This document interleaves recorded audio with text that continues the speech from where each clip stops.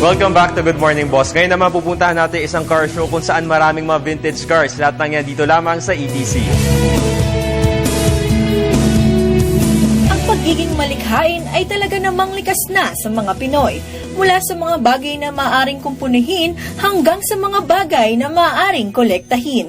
Kaya naman nagpamalas at ipinakita ng mga ilan sa mga vintage car collectors ang kanilang mga natatanging koleksyon sa pamamagitan ng isang car show. This is Vintage Cars Philippines. This is our first event actually, and this is parang grand reunion ng lahat ng vintage cars. So this is not a club, pero this is a combination of all different car clubs na puro vintage. So meron dito yung mga Mercedes-Benz, mga Volkswagen, Mini Coopers, kompleto lahat dito.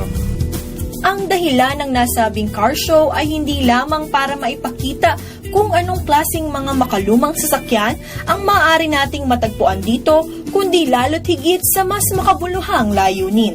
To unite people, and it's not a group because usually here what's happening is by group siya eh. So here we will unite them. Iba't ibang car collections na ang kaakibat ay iba't ibang kwento din mula sa mga car collectors ang matatagpuan dito. I've been driving this Mini since 2008. This is my everyday car talaga. I collect Volkswagens. I've been doing it for at least 10 years already. I had the Beetle 10 years ago and then binenta ko yon, and then 3 years ago I got back into it and yun. So I have my own Beetle now.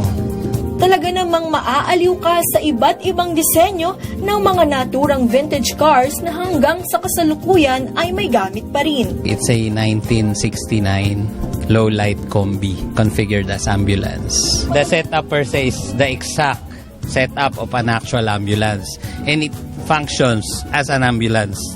Talaga, everything. The stretcher is collapsible, yung mga gadgets dyan are all working.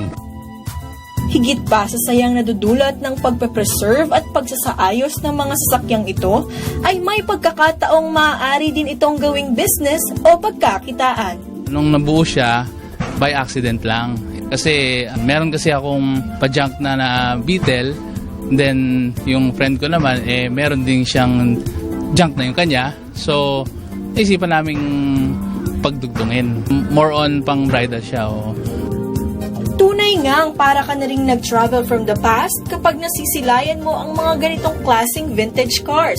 Ngunit ang mas nakakatuwa dito ay kung paanong nagagawang kapaki-pakinabang pa rin ang mga ganitong mga lumang sasakyan ng ating mga kababayan na magtiyagang nagkokolekta nito dahil sa ibang sayang nadudulot nito sa kanila.